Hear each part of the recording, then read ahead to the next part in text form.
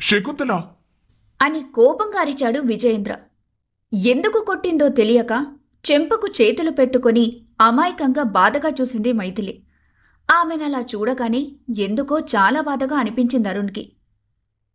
ఎందుకు ఎలాంటి కారణం లేకుండా తన మీద చేయి చేసుకున్నావు? కారణం ఉంది కాబట్టే కొట్టాను. నేనెంత ముఖ్యమైన పని మీద వెళ్తున్నానో తెలుసా? ఇలాంటి దరిద్రపు మొహాలు ఎదురొస్తే నా పనులు ఇంకేం జరుగుతాయి? నోటికి వచ్చినట్టు మాట్లాడకు శకుంతల. మైథిలి చాలా మంచి మనసున్నమ్మాయి. తను ఎదురొస్తే అంతా మంచే జరుగుతుంది. అయినా తనేమీ కావాలని నీకు ఎదురుపడలేదు కదా. ఏదో తన పనులు చూసుకుంటూ లోపలికి రాబోయింది. దానికి ఇలా చేయి చేసుకోవాలా? తన తల్లిదండ్రులు కూడా ఏ రోజు తనని గట్టిగా మాట్లాడింది లేదు. కొత్త కోడలని కూడా చూడకుండా ఇంత రాక్షసంగా ప్రవర్తిస్తావా? నీకసలు బుద్ధుందా? డాడీ, మీరు అమ్మను ఆ విధంగా మాట్లాడకండి. నీకు పిచ్చి పట్టింది అరుణ్. మీ అమ్మ నీ ముందే చాలా చిన్న విషయానికి నీ భార్య మీద చేయి చేసుకుంది. అది కనపడటం లేదా? అమ్మకు బయటకు వెళ్లే ముందు ఎవరు ఎదురొచ్చినా ఇలాగే కోపం వస్తుంది. పెళ్లైన కొత్తలో వదిన కూడా ఇలా ఎదురు వస్తే తన నరిచింది కదా. ముత్యం లాంటి ఇద్దరు కోడళ్లు మన ఇంటికొచ్చినా మీ అమ్మకు మాత్రం వాళ్ల విలువలు తెలియక అనవసరంగా వాళ్ల మనసుల్ని బాధ పెడుతుంది. మీ అన్నయ్య అమ్మ మీద గౌరవంతో అన్నిటినీ సహిస్తుంటే నువ్వు మాత్రం మీ అమ్మ మీద పిచ్చి ప్రేమతో మంచి చెడు కూడా ఆలోచించకపోవటం నాకు చాలా బాధ కలిగిస్తుంది అరుణ్. మీరలా అనుకోకండి నాన్న. అమ్మకు నచ్చని పని ఎవరు చేసినా తను ఇలాగే రియాక్ట్ అవుతుంది. ఇప్పుడు తెలిసింది కాబట్టి మైథిలి కూడా ఇక నుండి అమ్మకు ఎదురు రాకుండా ఉంటుంది అని చెప్పి అందరికన్నా ముందు తనే ఆఫీస్కి వెళ్ళిపోయాడు అరుణ్. తను ఎలాంటి తప్పు చేయకపోయినా అరుణ్ ఏమాత్రం సపోర్ట్ ఇవ్వకపోవటం కాకుండా తనదే తప్పు అన్నట్టుగా మాట్లాడి వెళ్ళిపోతుంటే విపరీతమైన బాధ కలిగింది మైథిలికి. ఇంకోసారి నాకు గాని ఎదురొచ్చావంటే ఏం చేస్తానో నాకే తెలీదు. పొరపాటున నేను లేని సమయంలో నా కొడుకు నిన్ను పెళ్లి చేసుకున్నాడు. దానివల్లే ఇప్పుడు ఎన్నో కష్టాలను కొని తెచ్చుకున్నాడు. ఇంకా వాడికి, మాకు, మా కుటుంబానికి మరిన్ని కష్టాలను ప్రసాదించకు.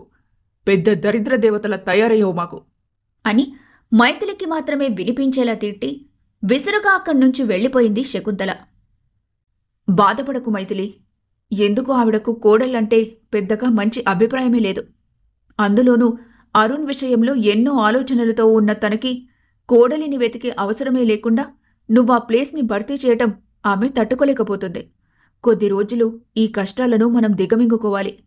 అత్తయ్య మనసు మారి క్షణం కోసం ఎదురుచూడక తప్పదు అని ఓదార్చింది పద్మ. ఆఫీస్కి వెళ్లాడన్న మాటే కాని కన్నీళ్లతో నిలబడిన మైథిలి మొహమే గుర్తొస్తుంటే ఏ పని మీద దృష్టి పెట్టలేకపోయాడు అరుణ్. వెంటనే ఇంట్లో ఉన్న ల్యాండ్లైన్కి ఫోన్ చేయబోయాడు.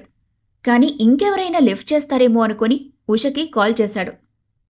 హలో అరుణ్, ఈ టైంలో కాల్ చేసావేంట్రా? అక్కా, అది తను ఎలా ఉంది? తనంటే ఎవరు? అక్కా, నీకు తెలుసు కదా. నన్ను ఆట పట్టించడం ఆపేసి తను ఎలా ఉందో చెప్పు. ఉదయం నువ్వు వెళ్ళినప్పుడు ఎలా ఉందో ఇప్పటికీ అలాగే ఉందిరా. అవునా? పాపం బాధపడుతుందేమో. కొంచెం నువ్వు చూసుకోవచ్చు కదా. నీ భార్య గురించి నేనెందుకురా చూసుకోవాలి? అమ్మ నీ ముందే తనని కొట్టినప్పుడు నువ్వే కదా తన గురించి మాట్లాడాల్సిందే. కానీ నువ్వేమో అమ్మ వైపున మాట్లాడావు. తన మనసు ఎంత బాధపడి ఉంటుందో ఆలోచించావా? ఇప్పుడు తీరిగ్గా ఫోన్ చేసి ఎలా ఉందని అడుగుతున్నావు. కొంచెం కూడా బుద్ధి లేదు నీకు. నీకు తెలుసు కదక్కా, నేనమ్మకు వ్యతిరేకంగా మాట్లాడటం కాదు కదా. తన మాటను కూడా కాదనలేను. తను ఏం చేసినా కరెక్ట్గానే ఉందనిపిస్తుంది. అలా అనిపించినప్పుడు ఇలా కాల్ చేయవు. కానీ చేసావంటే నీకక్కడ తప్పు ఎవరితో అర్థమయ్యే ఉంటుంది అరుణ్. ఇప్పుడు ఆ విషయం గురించి మాట్లాడటం అనవసరం. తనకొకసారి ఫోన్ ఇస్తావా? ఇస్తాన్లే, కొంచెం వెయిట్ చెయ్యి అని చెప్పి అరుణ్ గదిలో ఉన్న మైథిలి దగ్గరికి వెళ్లి ఆమెకు ఫోన్ ఇచ్చి బయటకొచ్చేసింది ఉష. హలో, ఎవరు? ఎవరో చెప్పకుండానే మా అక్క ఫోన్ ఇచ్చేసి వెళ్ళిందా? మీరా?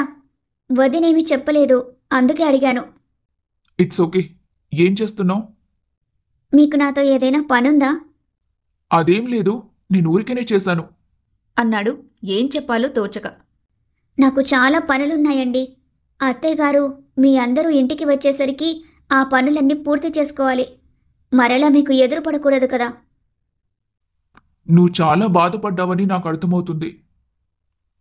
అమ్మ ఇప్పుడు కోపంలో ఉంది కాబట్టి అలా ప్రవర్తిస్తుంది. నువ్వే కొంచెం అర్థం చేసుకోవాలి. అది టెంపరరీ కోపం కాదని, చిన్నప్పటి నుండి తన మీద పగలాంటి ద్వేషముందని తెలిసినా మైథిలి పేలవంగా విరక్తిగా ఓ నవ్వు నవ్వి ఫోన్ కట్ చేసేసింది. మైథిలితో తనకి పెద్దగా బాండింగ్ ఏర్పడకుండానే ఎందుకు ఇంత బాధపడుతున్నాడో తెలియకుండానే ఆమె కోసం చాలా ఫీల్ అయ్యాడు అరుణ్.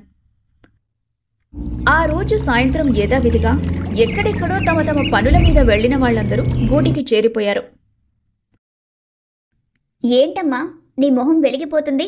ఏంటి విషయం? ఎప్పటి నుండో కోర్టులో మన పొలం తాలూకా కేసు ఒకటి నడుస్తుంది కదా ఉషా. దాని తీర్పు ఈరోజే వచ్చేసింది.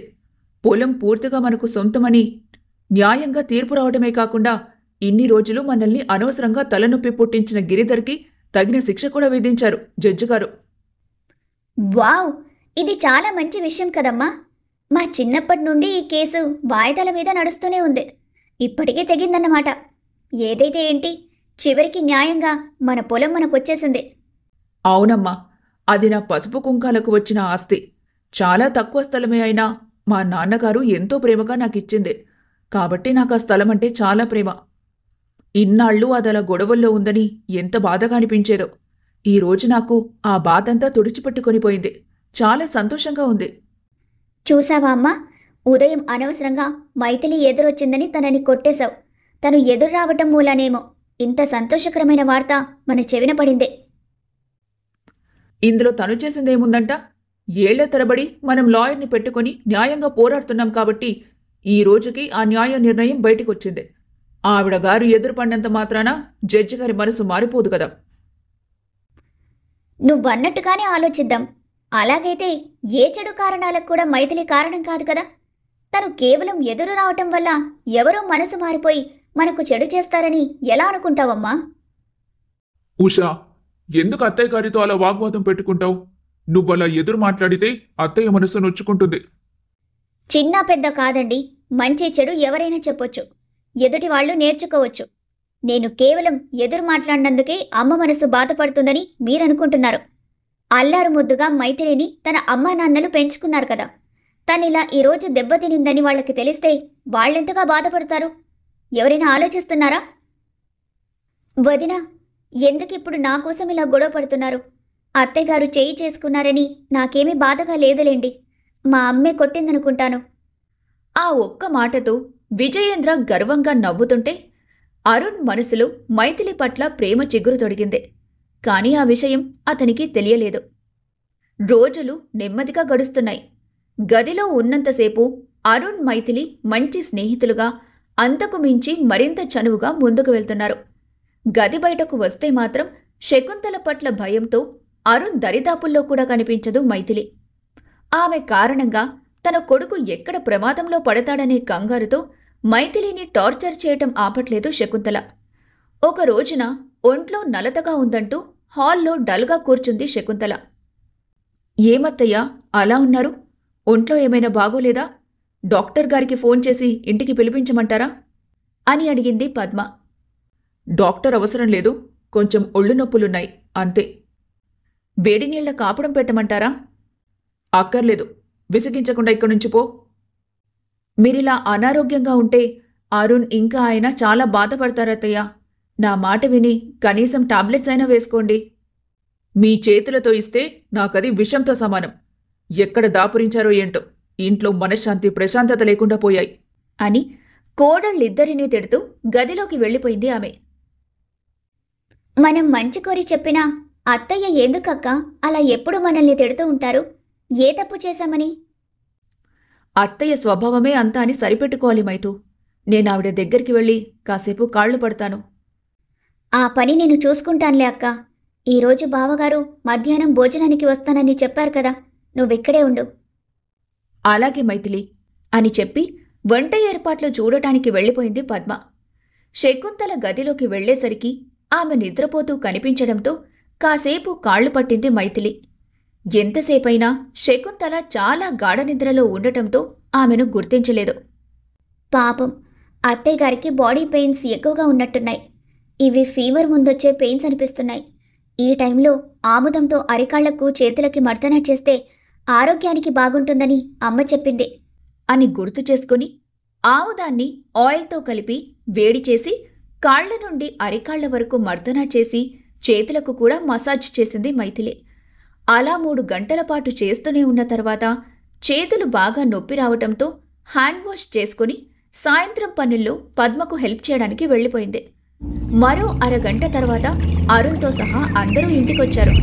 అదే సమయంలో శకుంతల గది నుండి ఆమె గట్టిగా అరిచినట్టుగా అరుపు వినిపించడంతో హడావిడిగా అందరూ గదిలోకి పరిగెత్తారు. అప్పటికే మంచం పక్కన కింద పడిపోయి బాధతో విలవిల్లాడుతూ కనిపించిందామె. అమ్మా! అని కంగారుగా అరిచి ఆమెను జాగ్రత్తగా పట్టుకొని బెడ్ మీద కూర్చోబెట్టారు అరుణ్, సీను. ఏమైందమ్మా? ఎలా పడిపోయావు? తెలియదు కన్నయ్య, నిద్రలోనే లేవగానే కాలు జారి పడిపోయాను. నీ కాళ్లకు చాలా నూనె ఉందమ్మా. ఇదెలా వచ్చింది? నాకెవరిలా నూనె రాసిపెట్టారు? నేనే అత్తయ్య. మీకు బాడీ పెయిన్స్ అన్నారు కదా, అందుకే ఆయిల్తో మసాజ్ చేశాను అని భయంగా చెప్పింది మైథిలి. నువ్వా? నేను నిన్నడిగానా నాకు మర్దన చేయమని? అనవసరంగా ఆయిల్ పోసి నన్ను పడేలా చేసి చంపేద్దామనుకుంటున్నావా? ఇప్పుడు చిన్నగా కాలు మాత్రమే బెణికింది. అదే నా తలకు గాని గాయమయ్యుంటే, నా ప్రాణం పోయుంటే? అయ్యో అత్తయ్య, నేనంత దూరం ఆలోచించలేదు. ఏదో పనిలో పడి మీ కాళ్లకి ఆయిల్ రాసిన విషయమే మర్చిపోయాను అని చెబుతున్నా మైథిలి మాటలు పూర్తవ్వకుండానే ఆమె చెంప పగలగొట్టాడు అరుణ్. అదే సమయంలో ఇంట్లోకి వచ్చారు భాస్కర్, సుజాత.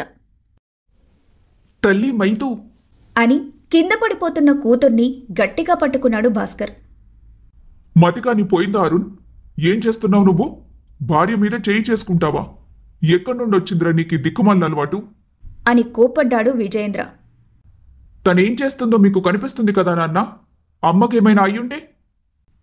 ఏం జరిగింది అల్లుడు గారు? ఎందుకు మీరు నా కూతురు మీద చేయి చేసుకున్నారు? నా కూతురు ఏ తప్పు చేసిందండి? అని బాధగా కన్నీళ్లు పెట్టుకుంది సుజాత. ఆవిడ్నలా చూస్తూ మాట్లాడలేక మొహం తిప్పేసుకున్నాడు అరుణ్. చిన్న తప్పు జరిగిందమ్మా. దానికి ఆవేశంలో అరుణ్ చేయి చార్చాడు. అసలు ఏం జరిగింది విజయేంద్ర? నీ కూతురు చేసిన ఘనకార్యం అలా ఉంది. మా ఇంటికి శనిలా పట్టింది. ఏ ముహూర్తాన నా ఇంట్లో కాలు పెట్టిందో కాని ఇదిగో అన్నీ ఇలాగే జరుగుతున్నాయి. నేను లేని సమయం చూసుకొని అమాయకంగా ఉన్న నా కొడుకుని అంటకట్టి మీరు ఈ దరిద్రాన్ని వదిలేసుకున్నారుగా. అమ్మా, ఎందుకలా మాట్లాడుతున్నావు? కాస్త ఎవరితో ఎలా మాట్లాడుతున్నావో ఆలోచించుకో. వాళ్ళు బాధపడతారు. వాళ్ళు బాధపడతారని ఎన్నాళ్ళు నేను నా బాధను అనగదొక్కుకోవాలి? నేనన్న మాటల్లో తప్పేముంది? వాళ్లకు కూడా తెలుసు కూతురు దరిద్ర దేవతని. దాన్ని వదిలించుకోవడానికి త్వరగా పెళ్లి చేయాలనుకున్నారు. కానీ నాకంటకట్టేశారు. ఇందుకే విజయేంద్ర నేను నా కూతుర్ని అరుణ్కిచ్చి పెళ్లి చేయనని చెప్పాను. కేవలం నీ మీద భరోసాతో మాత్రమే తనని ఇంటికి పంపించాను. నువ్వు నన్ను ఇలా నా కూతుర్ని కన్నీళ్లతో చూసేలా చేశావు. ఆ మాటలకు సూటిగా తన స్నేహితుడి కళ్లల్లోకి చూడలేక తలదించుకున్నాడు విజయేంద్ర. చూడండి, మీ కూతురు చాలా పెద్ద పొరపాటు చేసింది. దానివల్లే ఈరోజు మా అమ్మ ప్రాణాపాయంలో పడబోయింది. ఊరికే తనని కొట్టాలను తిట్టాలను మాకు మాత్రం ఎందుకుంటుంది? తను చేసిన తప్పు కారణంగాని నేను చేయి జారాల్సొచ్చింది.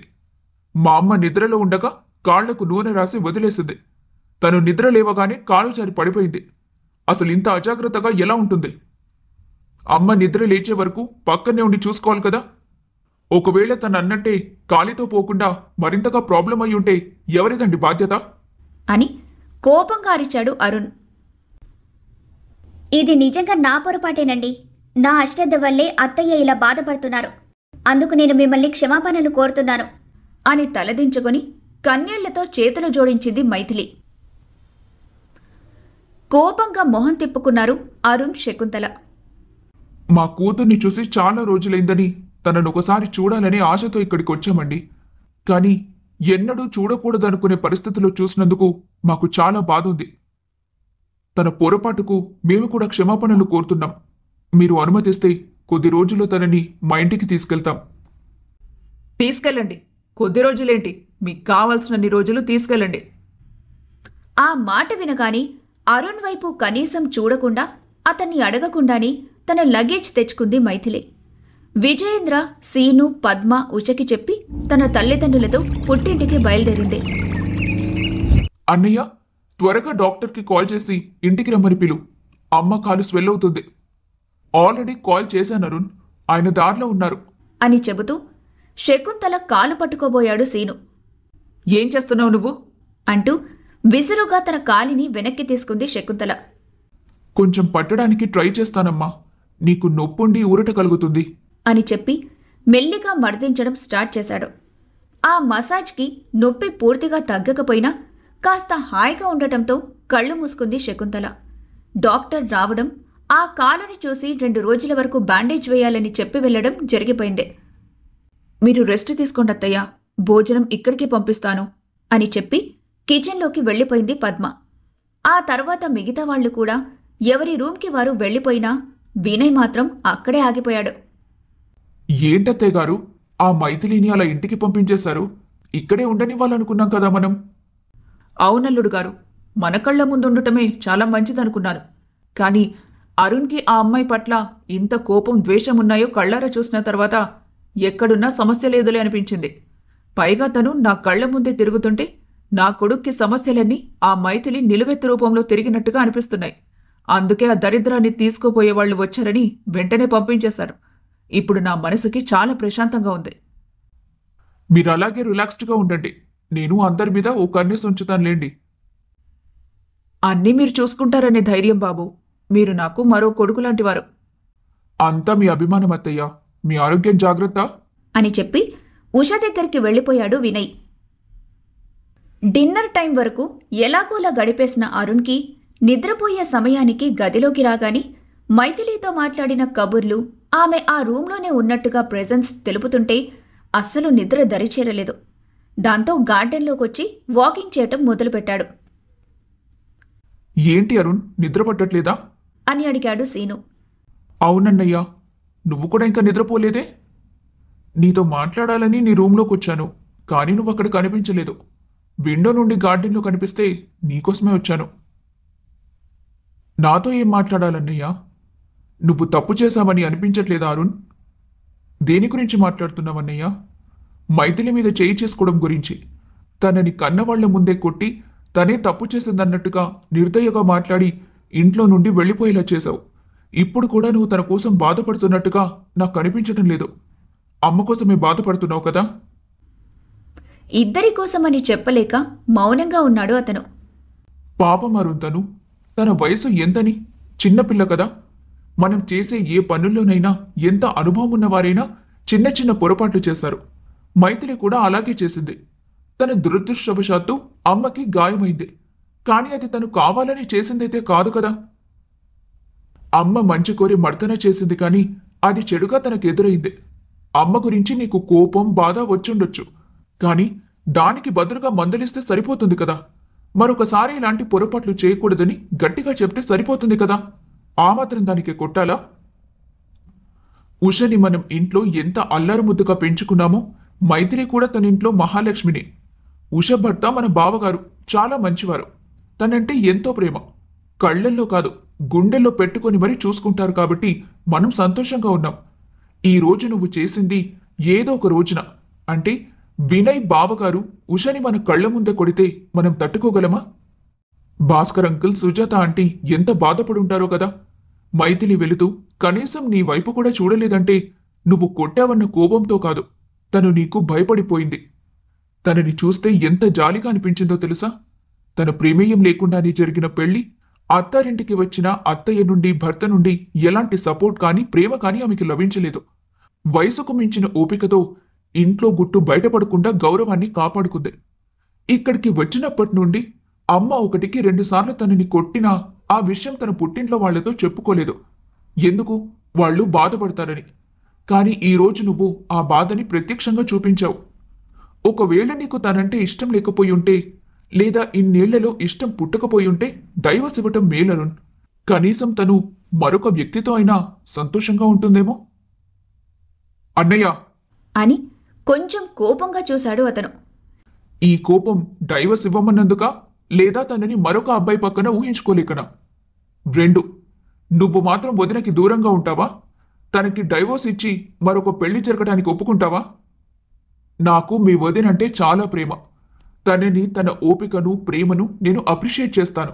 పొరపాట్లు చేస్తే సరిదిద్దుతాను. నీలా దండించను కాబట్టి దూరంగా కూడా వెళ్ళనివ్వను. ఎంతసేపు తన పొరపాటు చేసిందని చెబుతున్నావు గాని నేను కూడా కోపంలోనో బాధలోనో పొరపాటు చేశానని అనుకోవచ్చు కదా. నేనేమీ కావాలని కొట్టలేదు. అమ్మను అంత బాధలో చూడలేక నాకే తెలియకుండా చేతులెత్తేశాను. అదే నిజమైతే రేపే వెళ్ళి మైథిలికి సారీ చెప్పి తనని ఇంటికి తీసుకురా. సారీ చెప్పి తీసుకురావాలా? కొట్టినప్పుడు లేని సిగ్గు సారీ చెప్పడానికి ఎందుకట? మేలీగో చూపిస్తున్నావా? అదేం లేదు. నేనేం చెయ్యాలో నాకు తెలుసులే అన్నయ్యా అని ఇంకేమీ మాట్లాడకుండా నేరుగా తన గదిలోకి వెళ్ళిపోయాడు అరుణ్.